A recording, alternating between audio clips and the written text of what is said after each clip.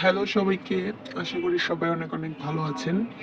আজকে হচ্ছে semi muslin একটি শাড়ির উপর হ্যান্ড পেন্টিং এর একটা সুন্দর বাগান বিলাসের ভিডিও ডিটেলস টিউটোরিয়াল নিয়ে আপনাদের সামনে আসলাম।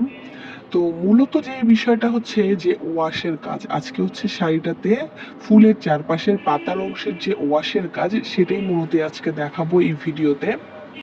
প্রথমে হচ্ছে ফুলগুলা এঁকে নিয়েছিলাম এবং ফুলগুলো অনেকটা শুকিয়ে যাওয়ার পরে এখানে হচ্ছে ব্রাশের সাহায্যে আমি প্রথমেই কাপড়টাকে একটু ভিজিয়ে নিয়েছি এবং তার মাঝে মাঝে আমি যে সবুজ রংটা করছি এটাতে আমি কোনো রকমই কোনো কেমিক্যাল এখানে ব্যবহার করিনি, শুধুমাত্র তুলিতে রং এবং একটু করে জল ব্যবহার করে পুরো শাড়িটাতেই কাজ করব।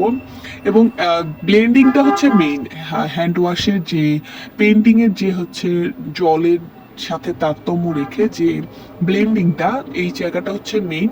অল্প অল্প করে রং নিয়ে তুলির আগালে জল লাগিয়ে আমি আস্তে আস্তে পুরো শাড়িটাতে এইভাবে করেই হচ্ছে রংটা ছড়িয়ে চেষ্টা করছি। এবং যেখানে যেখানে একটু একটু বেশি ডিপ দেখা যাচ্ছে ওই জায়গাটাতেও আবার হচ্ছে পানি দিয়ে বা ব্রাশের সাহায্যে সুন্দর করে ব্লেন্ড করে করে করে করে আমার এই কাজটি মূলত করা। হ্যান্ড পেন্টিং অনেকেই করে, আমিও হচ্ছে নতুন, বিশেষভাবে এখনো আমি অনেক কিছু শিখছি, অনেক কিছু জানি না। তো আমি যেভাবে করি সেটা হচ্ছে ম্যাক্সিমাম ক্ষেত্রে রঙে হালকা একটু আমি কেমিক্যাল ইউজ করি রংটাকে একটু পাতলা করার জন্য। কিন্তু আপনারা যখন এই হ্যান্ড ওয়াশের যে পানি দিয়ে বা একটা কাপড়ে যখন আপনারা ওয়াশ করবেন, ওয়াশের যে রংটা এটা সাধারণত এটার মধ্যে কোনো কেমিক্যাল, আমি আমার মতন করেই করি, আমি আমার জায়গা থেকে বলছি, এটাতে সাধারণত কোনো কেমিক্যাল ব্যবহার করি না। তো কেমিক্যাল ব্যবহার না করে সরাসরি রঙের সাথে জল মিশিয়ে মূলত এই যে রঙের খেলা এত চমৎকার, মানে যখন রংটা করবেন মানে অটোমেটিক্যালি আপনার কাছে একটা ভালো লাগা তৈরি হবে। এবং আমি হচ্ছে খুব অল্প পরিসরে শাড়ির একটা অংশে আজকের ভিডিওটা যেটা করছি সেটা একটা অংশেই ভিডিওটা করছি এবং আপনাদেরকে পুরো ভিডিওটাই আমি হচ্ছে একদম হাতে কলমেই দেখিয়ে দিচ্ছি। যারা যারা হ্যান্ড পেন্টিং এর কাজ করেন তারা খুব ভালো মতোই জানেন যে ওয়াশের কাজটি কতটা সুন্দর এবং কতটা সহজ, কিন্তু করতে না পারলে কতটা কঠিন এবং কতটা বাজে দেখতে লাগে। তো আমি হচ্ছে খুব ধীরে ধীরে এটার সাথে অল্প অল্প করে রং এবং জল ব্যবহার করে করে পুরো শাড়ির যে আঁচলের অংশটা এটা আমি রং করছি। সেমি মসলিন শাড়িটা নর্মালি একটু নরম হয় এবং অনেকটা পাতলা টাইপের হয়।